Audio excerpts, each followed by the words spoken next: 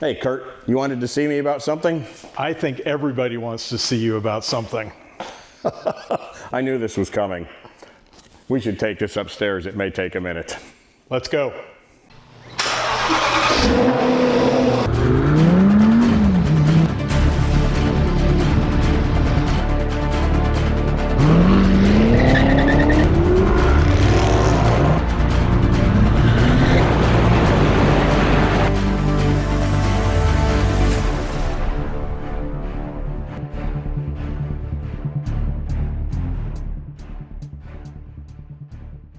Welcome to the Full Octane Garage, and today's topic is going to be a really fun one. Somebody. It's going to be the new Jaguar launch and the new Jaguar logos and their new marketing scheme, actually. And, you know, I'm sure that, how many texts and messages have you gotten already? Yeah, I have gotten dozens, many asking me to respond as the Jaguar guy in the USA to throw my 2 cents in. Most of it's more about ridiculing me, actually. And we'll preface this that James has 4 currently. Right. Yeah, I've got the, we have the rarest modern Jag collection in the world right now, the XKRS GT, the Project 7, the Project 8, and my wife's daily driver is an SVR F-Pace. So obviously we are Jag people. We have a 17-foot sign hanging on the wall down here that you saw earlier in the video, I think. So just to summarize what's going on, there's 2 things. One, Jaguar just quit production of all vehicles. Right. As they convert all of their production over to EV. And they're coming out with, I believe, 2 vehicles, and I've seen the camouflaged rendition of 1. Right. And let's talk about that. Yeah, that's a large 4-door. What did I tell you it looked like? It resembles, and I've seen it, it resembles a Chrysler 300 Sportback, almost. I'm sure it's going to be awesome. And you notice their logo says, "Don't copy." Yes. And to further, I put my name down as first on the allocation for the new one that comes in at the dealership. Sight unseen. So, but I reserve judgment based on what the product actually has to be. I love my experience with the EV car that I had. As far as the EV side of it, it was excellent. You have to question Jaguar's philosophy on this. It's 4 years ago, and not to go into politics because we are not a political page, although I guess we're going to be touching it. Yeah. You know, with the new administration that came in with the EV initiative, and all the manufacturers were already jumping on the EV train, and then Jaguar said 2025 is it. They're going straight EV, and some of the other manufacturers like Porsche and Audi said the same thing. My understanding in the last month or so, probably because of the election, some of that has pulled back. I heard Porsche's backed off. Right. Porsche. A lot of it has to do with the decrease in demand for EV cars, which is probably because there's a certain segment of the population that was for it, and they've all bought one. Well, it's not so much that they're not for it. There's a great large portion of the population that can't use it because they live in an apartment. They don't have charging facilities. The infrastructure is just not there to support the masses yet. Right. And so there's the vast majority, it may not even be an opportunity for them at all. Yep. So that makes sense. So we're not here to judge EV cars one way or the other. I had a great experience with mine. I'm sure I will own another one. And I've had hybrids, and I think hybrids are phenomenal. Yes. They honestly, I think that's the direction that everybody should go personally, because you don't get range anxiety. You have a much higher mileage plant, and there have been proven technology that works. So drilling into Jaguar, though, as one of the only holdouts, from what I can tell, that's still 100% going to be EV, I would predict that's, I don't know, maybe they're so far down the road and this has been such a long-term plan that they can't turn back. And this new marketing plan, just if they fail, they can blame it on the marketing plan. Oh, and they don't.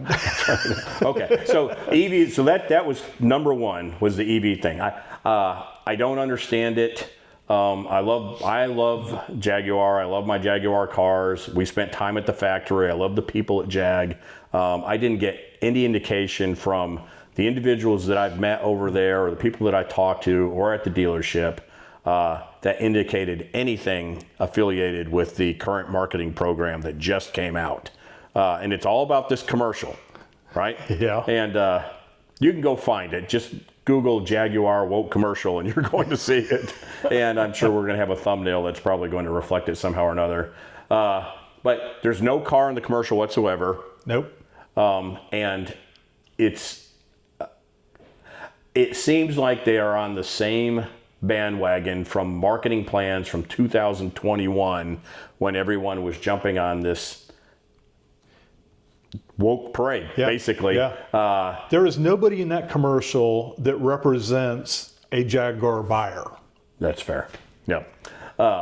So we believe that this is going the way and is already going the way of Budweiser. Yes. And Coca-Cola and some of those other brands that came out of the gate really strong with this. And obviously that had a lifespan on it and that lifespan has passed.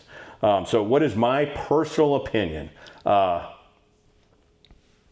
don't think Jag should go EV. That's a disappointment to me. Not 100% EV. Right. I think they should have EVs. Yep. I don't think that they should give up one of the best powertrains on the planet, the 5-liter supercharged 550 to 592 horsepower engine. That's such a shame because Jaguar is all about the enthusiastic driving experience. Yep. And if they're the sound, the feel. Right. That's why I have them. That's why I have 4 550 to 600 horsepower cars down there right now. We'll have to see what the EV looks like. So that's that aside. The marketing campaign, on a personal note, I think I deserve an apology because I have been raked over the coals for the last week with this. Just because I own some previously built Jaguars does not make me part of this. And am I going to get rid of them because of this commercial? No. Not yet.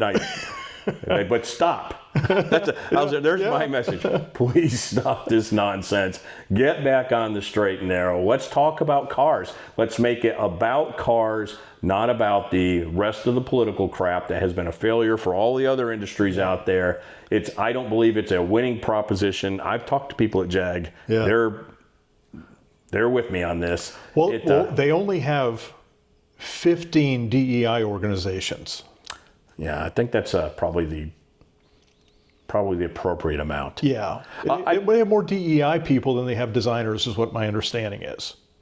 They might. Yeah. Actually. And I just saw none of that when I was over there. It's interesting, too, because Jaguar is a division, along with Range Rover, Land Rover, of Tata. And Tata is an Indian company. And with a heavy Hindu influence, I would suspect. And just like a Muslim influence or a heavy Christian influence, I don't see how this ties in with that hierarchy with them with Tata at the top, okaying this whole situation that's going on. So I hate to be that guy, and I hope that this is part of some master plan that comes back. Because did they accomplish the shock mission that they were going for? Yes, because it's on Fox News, CNBC, Motor Trend. I watched a Doug DeMuro podcast. Joe Rogan, everybody's talking about it. I watched Doug DeMuro podcast the other day, and there was him and 2 other guys. The other 2 guys thought this was the worst thing in the world, and Doug was like, this was brilliant because it got everybody's attention. If they had done another typical Jag commercial showing the latest and greatest, the new battery plant, how many people would be talking about it? Right. Now, what's going to have to happen, though, is they're going to have to put something of substance out fairly quick that will reel this back in a little bit. Yeah, they got the message out. Now, don't let it fester. Yes. Which is what it's doing right now. And I think that was the understanding that I got was they threw out this big shock and grab, put everybody on notice, and then maybe they'll roll it back on that political side or that social side. Still won't fix the new logo, though. Right. Well, yeah, well, that's, We'll get to that's that. item number 3. And let's get the car out and let's see what the car looks like. Yeah. And it's going to have to come out like gangbusters. It's going to have to be All amazing. I know is if that guy in the middle is going to be expected to drive it, they're going to have like a gurney bump in the roof of the car so that they can fit in it. And I'll have to have something to put Hattie in. Yeah. It's now the new vehicle.